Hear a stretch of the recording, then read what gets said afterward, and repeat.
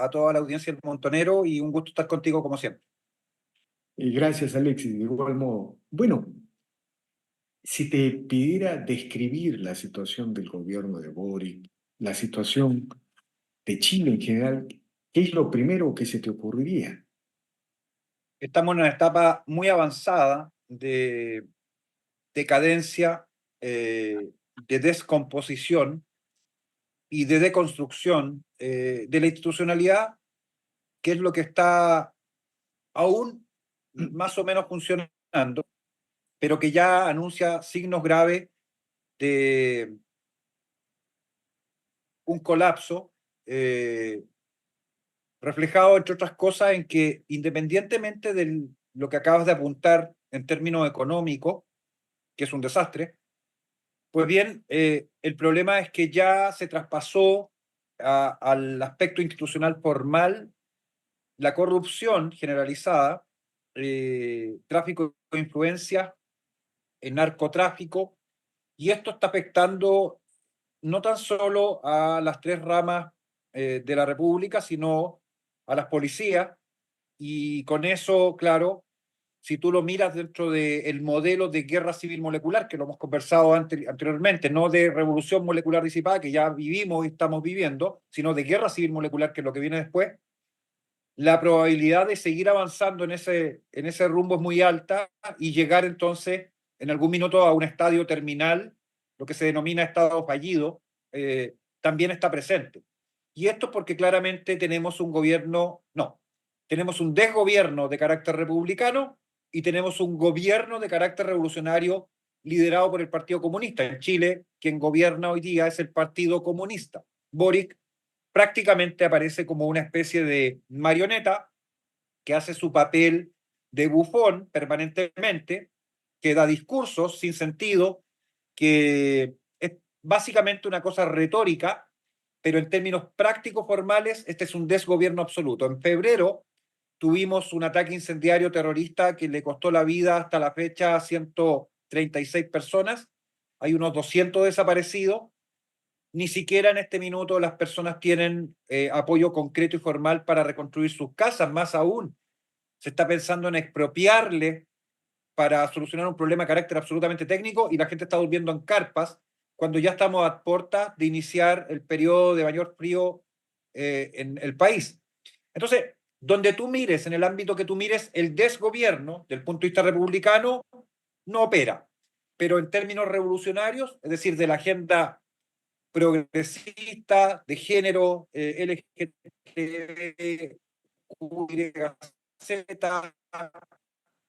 cambio de realidad, limitación de las Fuerzas Armadas y sigue sin pausa ni freno. Antes de ayer, y es un escándalo nacional, a niños menores de 10 años en el colegio, sin consultarle a los padres, una de estas ONG de la deconstrucción fueron a darles clases de supuestamente prevención a niños de 10 años hablándoles de sexo anal, de condón, de etcétera. Entonces, ese es el nivel de avance de proceso en términos objetivos. Tú Ahora, estás, perdón, sí. Alexis, cuando uno mira las cosas de afuera, digamos, la visión que se tiene sobre Chile no es este cuadro pesimista que nos presentas, porque sobre todo está presente que el proyecto constitucional, el proyecto de refundación constitucional fue rechazado veces, ¿cierto? Eh, elecciones, derrotas electorales de la izquierda. Y por otro lado, la idea de que un gobierno que ha perdido ese nivel de legitimidad es un gobierno cojo, es un patorrengo, y uno más o menos escucha señalar de que las instituciones en Chile funcionan, que el ejército ha vuelto a su papel tradicional de guardián republicano. Todo esto no se condice con la descripción que tú presentas. Porque efectivamente lo que tú estás replicando es el discurso, la retórica que el propio gobierno impulsa. Han hecho una fiesta porque resulta que crecimos al 0,2%. Y este es un gran éxito de la economía que ha En, impulsado este el- gobierno. en estos meses, en enero y febrero, ¿a eso te refieres? Exacto. más la inflación que va en alza, más la moneda que es la más depreciada o una de las más depreciadas a nivel mundial, más el cierre ayer de la principal planta siderúrgica del país, Huachipato, con una cantidad de gente que se va a ir despedida que no tiene dónde trabajar, donde no se puso coto a la importación de acero chino de baja calidad, porque el acero chileno producido en Huachipato tiene que cumplir con la norma sísmica que el país exige para el acero. El chino entra sin cumplir la norma. Bueno, se acaba de cerrar la principal siderúrgica del país, que es histórica, porque este gobierno, y también los anteriores en parte, nunca tomaron medidas respecto de eso. Entonces, tú, si quieres contrastar los datos duros dicen que tenemos una delincuencia desatada, que tenemos un aumento de la tasa de homicidios disparado, estamos alrededor de 10 homicidios promedio por semana, nunca antes en toda la historia, con Y, descuartizamiento, con cementerios clandestinos, con ingreso de armamento al país, con explosivos, con granadas. Bueno, usted tome datos objetivos, y yo no estoy siendo pesimista, estoy siendo realista. Acá están los datos objetivos de la realidad interna del país, con la población atemorizada, con miedo, con un toque de queda voluntario, donde tú sales a las calles cuando se pone el sol, da lo mismo la hora, y ya no circula gente. No anda la gente en las calles por miedo. Esa es la situación interna del país real, o sea, absolutamente objetiva. una de las cosas, eso sí está presente en la información que se maneja fuera, es el desborde de la ola criminal, ¿no? Es decir, un desborde de la ola criminal muy parecida a lo que pasó en Ecuador, que está pasando con menos intensidad quizás en Perú o también en Colombia, pero en Chile esto se ha desbordado y son bandas criminales venezolanas. Quizá ahí se note esta descomposición que tú hablas, porque Carabineros era la policía de América Latina, de América del Sur, y bueno, ni qué decir de las Fuerzas Armadas chilenas, ¿no?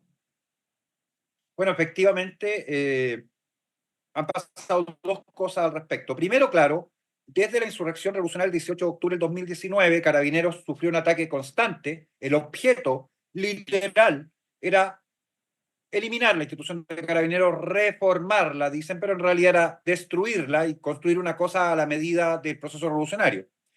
Como no lo lograron, precisamente gracias a que los derrotamos en los dos plebiscitos sucesivos, bueno, optaron por otra vía, que era quitarle atribución. Primero partieron con las reglas de uso de la fuerza, ahora se está discutiendo estos mismos días en el Senado una nueva adición a las reglas de uso de la fuerza para que Carabineros tenga que hacer uso diferenciado de la fuerza si se trata de indígenas, si se trata de personas de género de cualquier tipo, trans, etcétera, o si se trata de tercera edad. Y claro, uno se pregunta, Carabinero que está siendo apuntado por alguien con un arma, le tendrá que preguntar antes de sacar su arma de servicio, oiga, ¿usted es mayor de edad, es adulto mayor, es trans o es indígena? Porque si no, yo no puedo hacer nada. Ese nivel de estupidez de nuestra clase política, ¿ya? Eso es lo que está haciendo este desgobierno. Entonces, tú puedes decir que el país funciona porque tiene inercia institucional, porque han sido 40 años de crecimiento, de que las instituciones más o menos funcionaban relativamente bien, etcétera. Y por esa inercia el país sigue funcionando. Pero el crecimiento se paró, estamos en esa recesión, estamos con niveles de inflación en crecimiento, estamos con niveles de cesantía en aumento. Más que eso, la estructura económica del país está subsistiendo por esa inercia, no es más que eso, es decir, se está gastando el capital ahorrado por anga o manga para mantener la máquina funcionando, no para generar mayor riqueza. Ahora, el tema de la ola criminal que azota a Chile, eso es incuestionable. En términos económicos, muy rápidamente, para echarle una mirada, Alexis, el año pasado el milagro económico chileno entró en recesión. Para este año los pronósticos son más optimistas. Supuestamente Claro, se recuperaría el crecimiento de la inversión privada. El año pasado creo que se cayó 25 a 30% la inversión privada. no ¿Cómo se van, va a recuperar, Víctor. No cómo se van va a las recuperar. proyecciones? No hay proyectos, no hay megaproyectos en desarrollo, se están ejecutando, por eso te digo la inercia. Se están terminando de ejecutar proyectos que ya estaban asignados y financiados desde antes, que están por contrato y tienen que terminarse. no hay nuevos proyectos. Lo más importante en Chile, en generación de empleo, creo que en Perú es muy similar, es construcción. Es lo que más da empleo a personal no cualificado necesariamente y genera muchas plazas de trabajo. Bueno, no hay venta, ni nadie quiere comprar, ninguna casa o departamento nuevo. Primero porque las tasas están carísimas, ¿no? Entonces nadie está comprando. Se detuvo la construcción, no hay proyectos de construcción a corto o mediano plazo, se están ejecutando, terminando de ejecutar los que están financiados. Muchos han terminado por no poder financiar si se termina la obra antes de terminarse.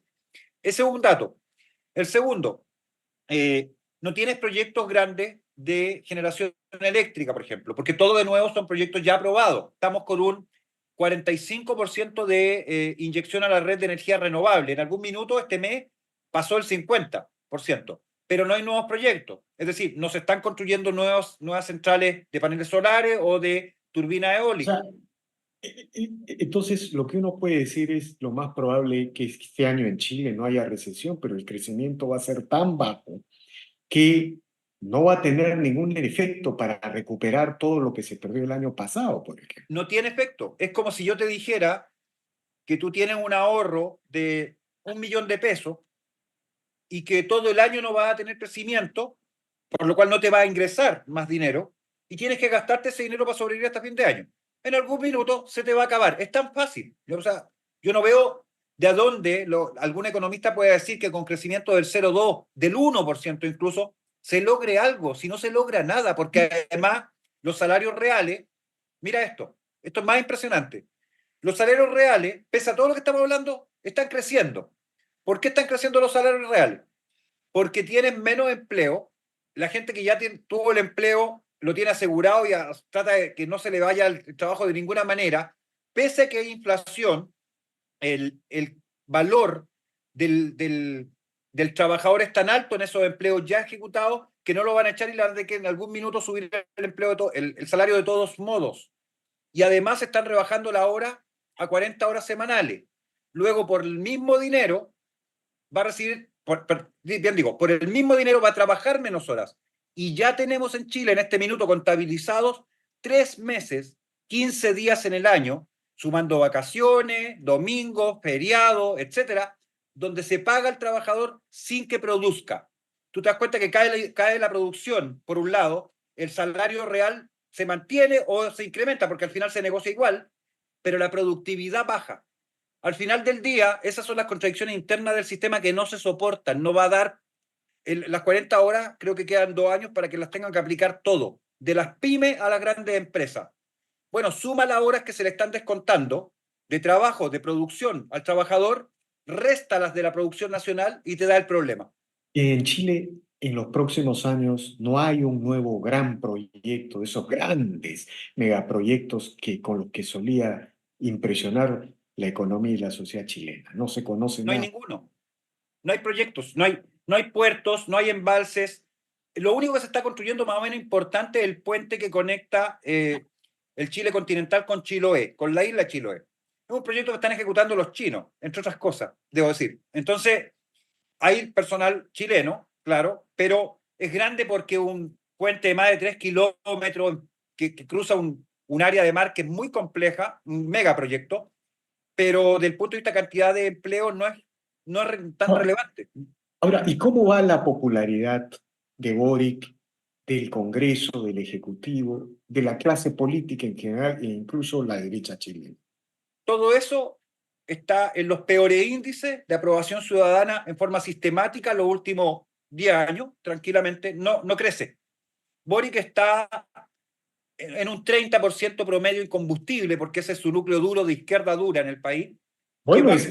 digamos, comparado a los niveles de aprobación aquí en Perú, digamos, aparece como algo importante, ¿ah? Claro, pero baja habitualmente a un 26, 25%, y está en eso, oscila en eso, y no cae, pero eso no es literalmente aprobación del gobierno, es porque tienen compromiso ideológico de izquierda con el gobierno, no es lo mismo.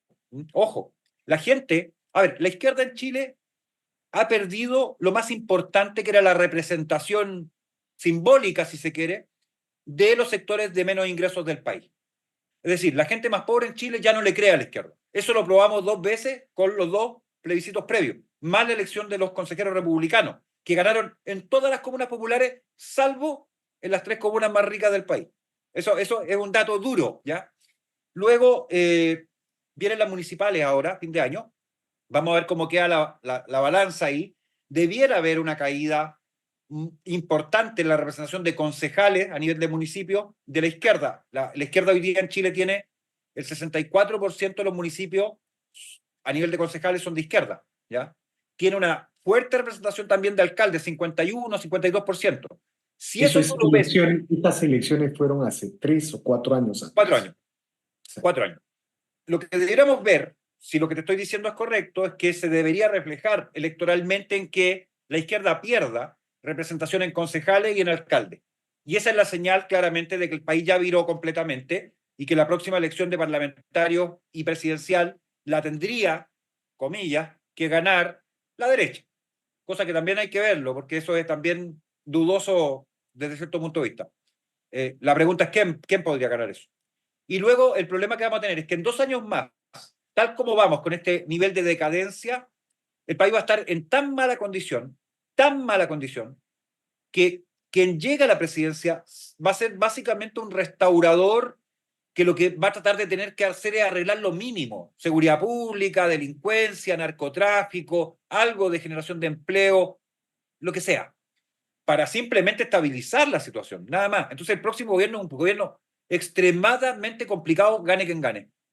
Ahora, y en este contexto, la derecha tradicional, en el caso de los socialistas, no, no, no comunistas, no del Frente Sí, Amplio, sí, muy, socialismo muy democrático se dice. claro, el socialismo democrático, muy diluido, ¿no?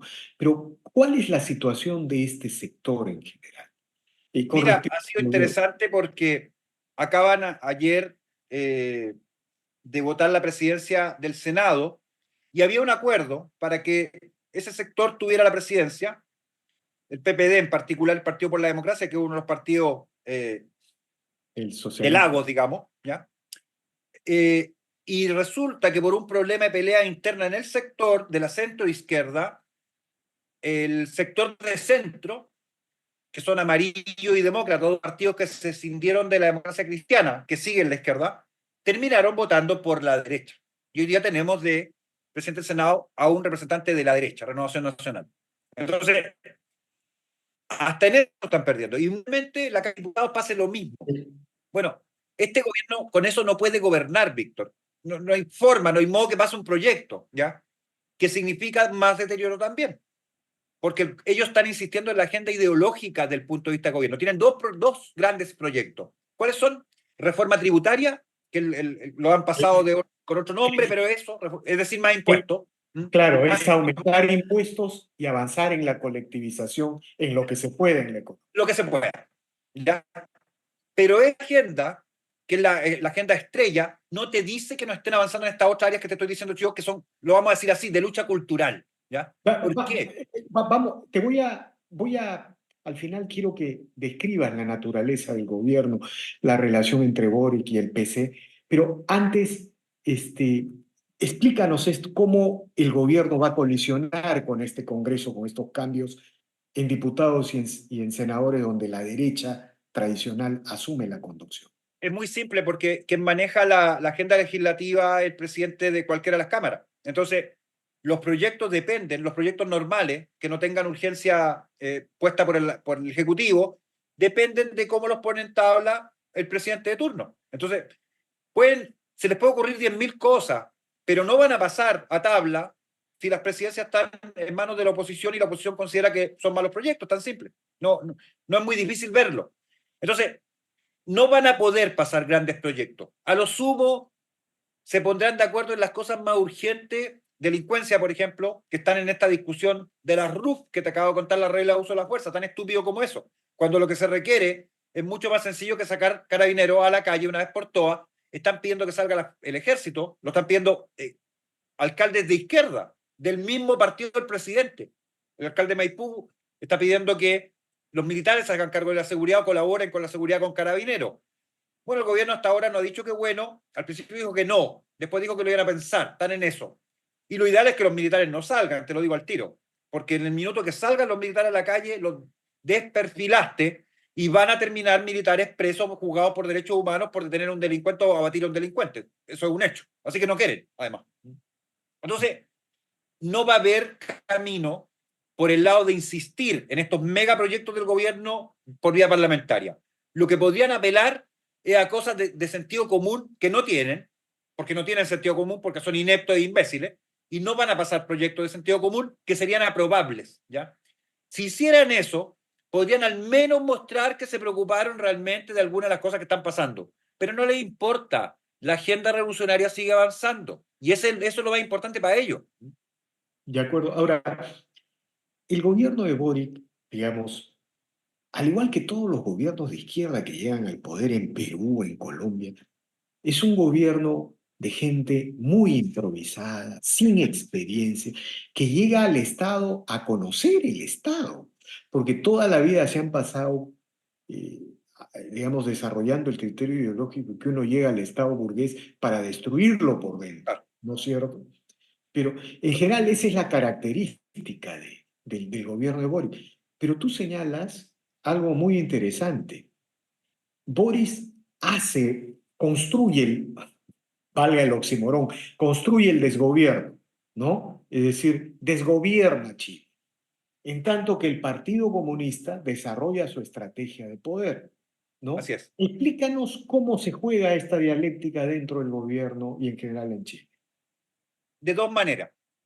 Por vía institucional, el Partido Comunista hoy día controla, por poner un ejemplo, el Ministerio de Defensa, con la subsecretaría, el Ministerio de Educación y así.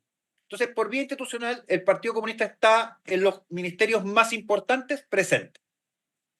La vocería de la República la tiene Camila Vallejo, candidata inspectore del Partido Comunista. La han blindado para que no sufra daño, pero ha sufrido daño igual porque esto es un desastre.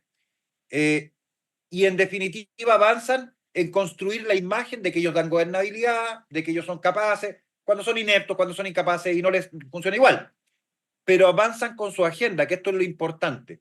Tenemos este ministro de Educación que sigue impulsando agenda de género, sexualización temprana de los niños, etcétera, mientras en la zona norte tenemos 3.000, 4.000 alumnos que no han podido entrar a clases porque no se han terminado de reparar los colegios.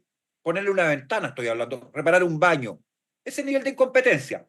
Pero la otra agenda sigue absolutamente igual. Tenemos un ministro de Agricultura que nos está hablando de cambio climático, que nos está hablando de la sequía, que nos está hablando de los incendios, y están metiéndole las normas OMS de la Agenda 2030 al campo. Entonces ya tienen que adecuar las labores productivas a Agenda 2030, lo mismo que está pasando en Europa de los agricultores reclamando, que lo están imponiendo acá. Entonces son dos caminos. Siempre en los procesos revolucionarios hay una vía institucional y una vía no institucional. Y en los dos caminos están avanzando. En la institucional, deconstruyendo el Estado republicano, y en la vía no institucional, avanzando con toda su agenda. Eso es.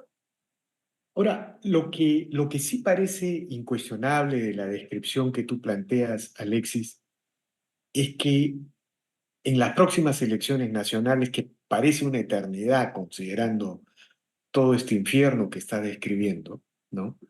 No va a ganar la izquierda, ¿no es cierto? Parece un imposible que la izquierda gane.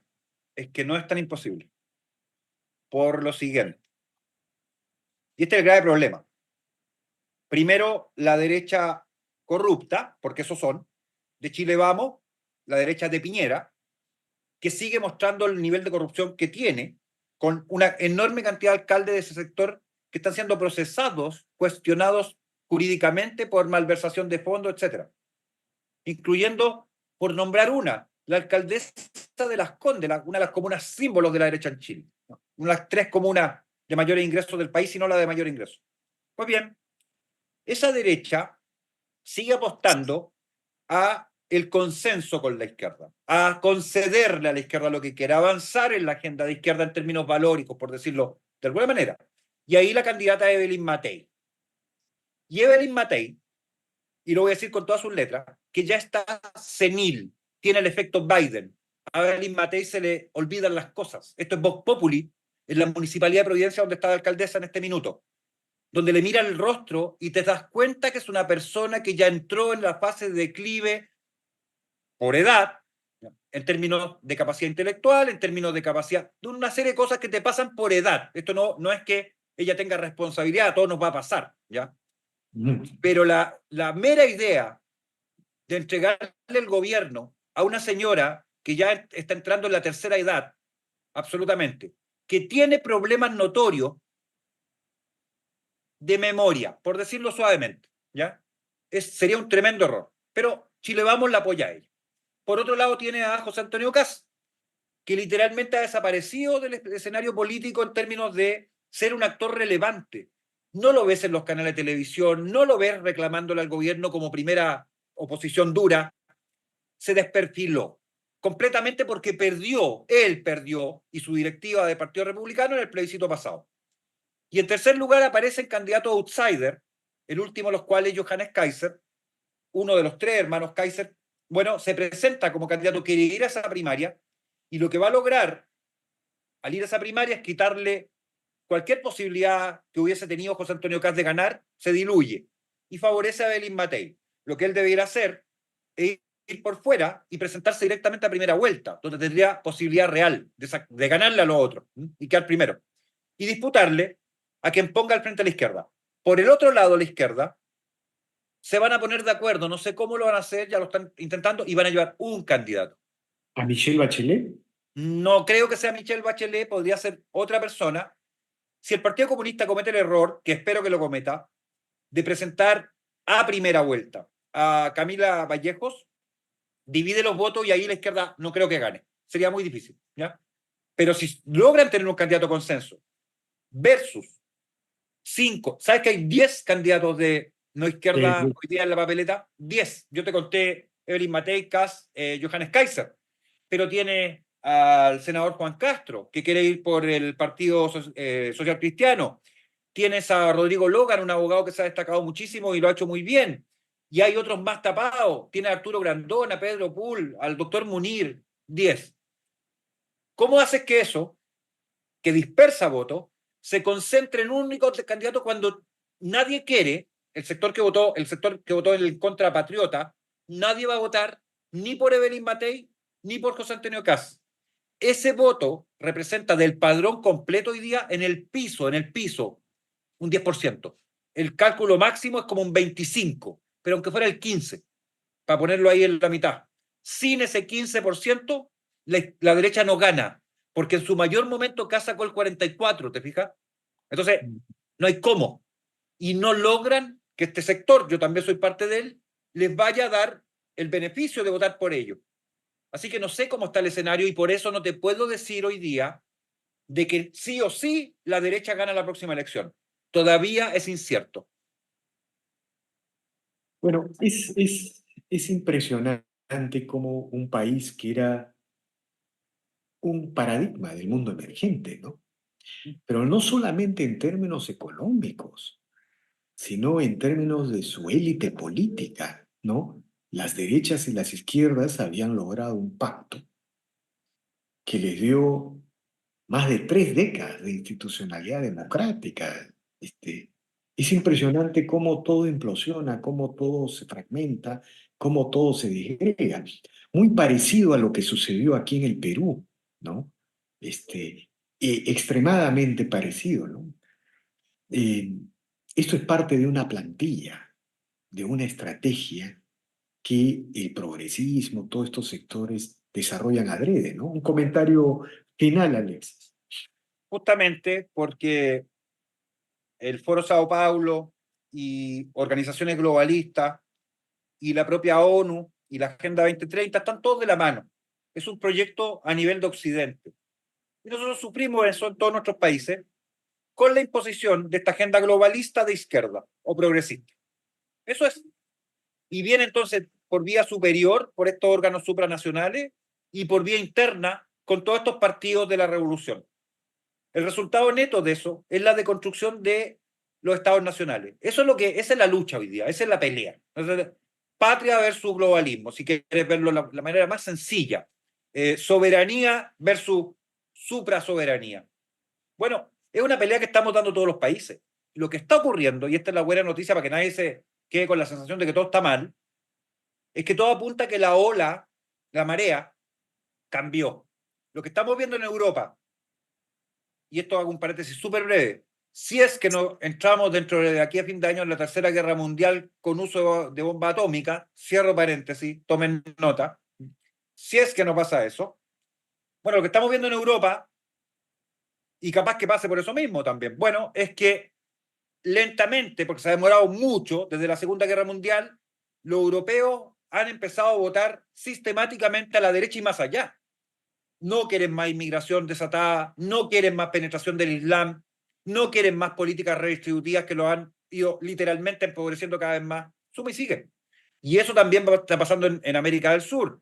Al caso de Santiago Peña en Paraguay, bueno, se le sumó Javier Milei en Argentina, Noboa en Ecuador, ¿ya? Y bueno, son los pequeños índices que te dicen, mire cómo va la mano. ¿Qué va a ocurrir posteriormente? ¿Va a volver a ganar Donald Trump en Estados Unidos? Es lo más probable. ¿Va a terminar de decantar el proceso de deconstrucción de Lula en Brasil y va a volver Bolsonaro? Van a intentar, obviamente, sacarlo y meterle juicio y todo lo más que todos sabemos. Y en Chile, en una de esas, termina ganando un candidato realmente de derecha contrarrevolucionaria, que sería lo ideal.